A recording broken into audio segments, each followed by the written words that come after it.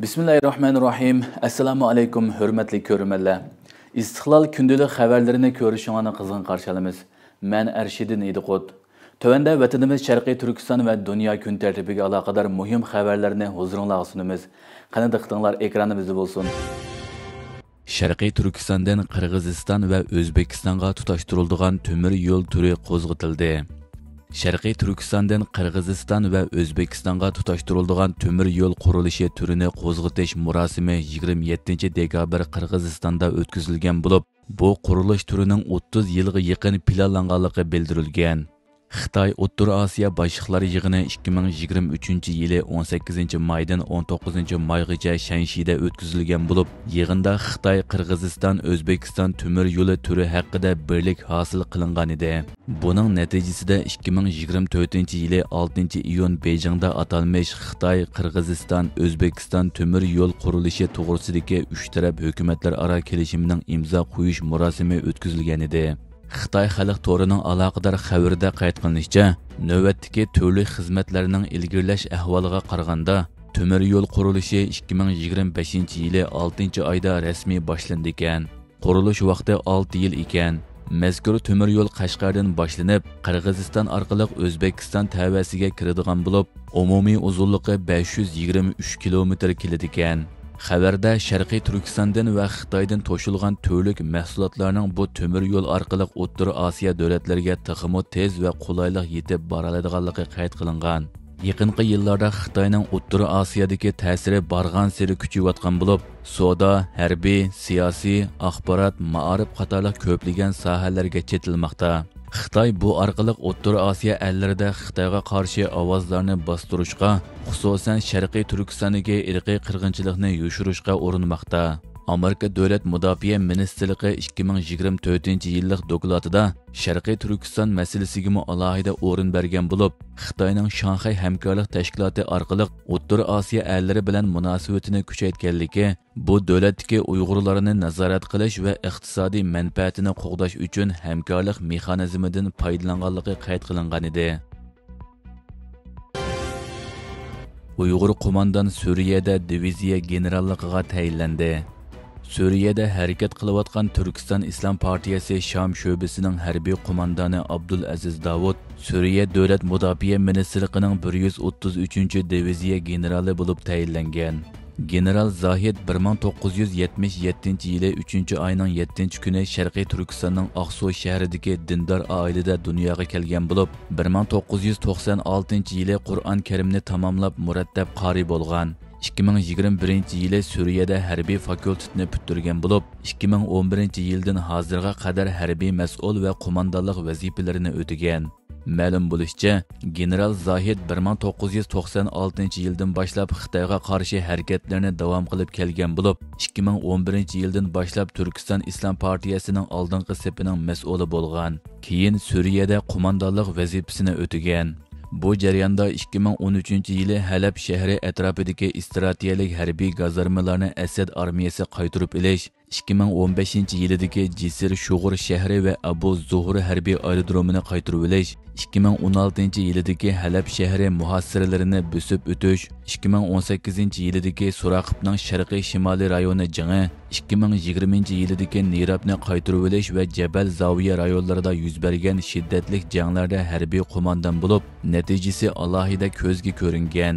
2024-yili 11-oyning oxirida boshlangan tajovuzchilarni chekindirish harbiy harakatida Idlib frontining bosh qo'mondoni bo'lgan. Poytaxt Damashqni fath qilish uchun yo'l ochishga sabab bo'lgan Idlibning janubiy Hama va Humus viloyatlaridagi janglarga bevosita qo'mondonlik qilib, olamshumul utuqlarni qo'lga keltirgan.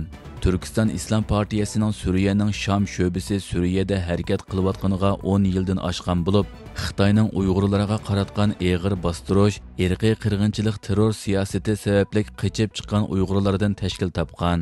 Bu jarayonda amaliy jang mahorati yetildirish maqsadida Suriya xalqining Bashar Asad hokimiyatiga qarshi janglarga rahbarlik qilgan Hay'atu Tahriru Sham bilan birga jihad qilgan.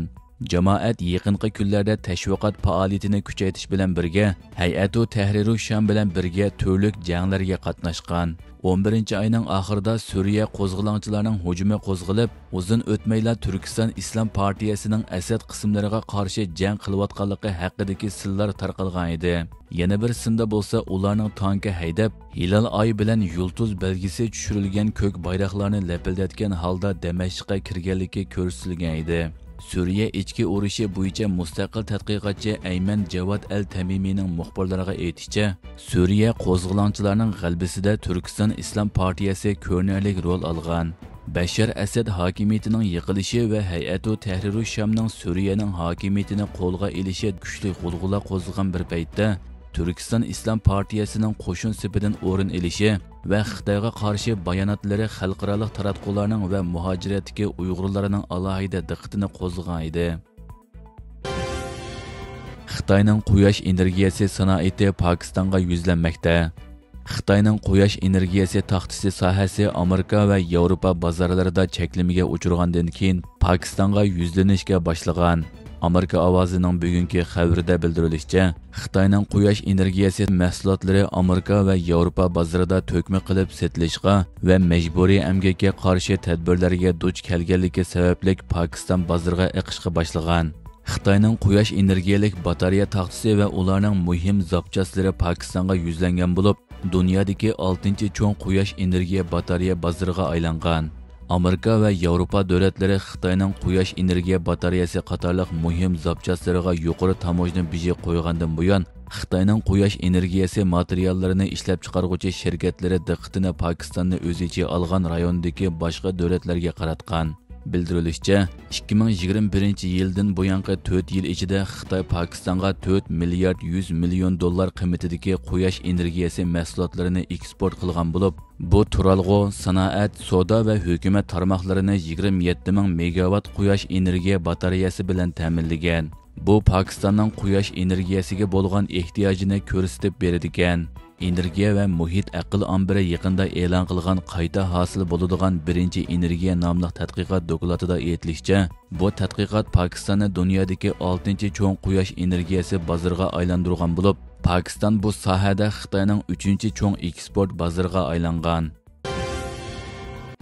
Koreyada prezident ustidan tutish buyrug'i chiqarish talab qilindi.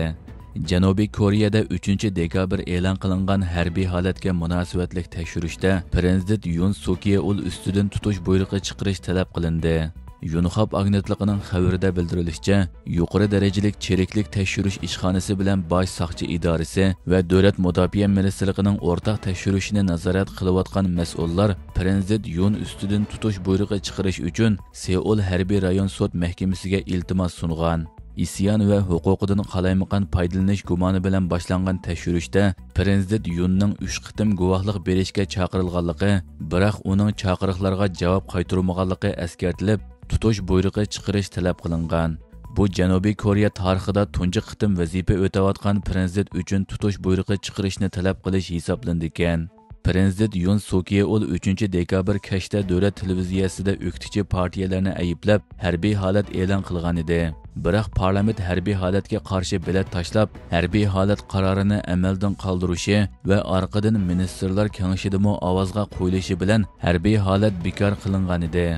Janubiy Koreyaning asosli cho'ng o'qituvchi partiyasi bo'lgan Demokrat partiyasi va boshqa 5 kichik o'qituvchi partiyaning harbiy holat e'lon qilishining asosiy qonunga xilof ekanligini bildirib, prezident Yoonni vazifasidan qoldirish uchun parlamentga sungan taklifi ko'p ovozga erisholmay rad qilingan edi. O'qituvchi partiyalarning o'xshash sabab bilan sungan ikkinchi taklifi 14-dekabr parlamentda ko'p ovozga erishib qabul qilingan edi. Hurmatli ko'ruvchilar, bugungi xabarimiz mushu yerda oyoqlashdi. Ko'rganingizga rahmat. Atigi programmada ko'rishguncha omon bo'lgaysizlar. Allohga omonat.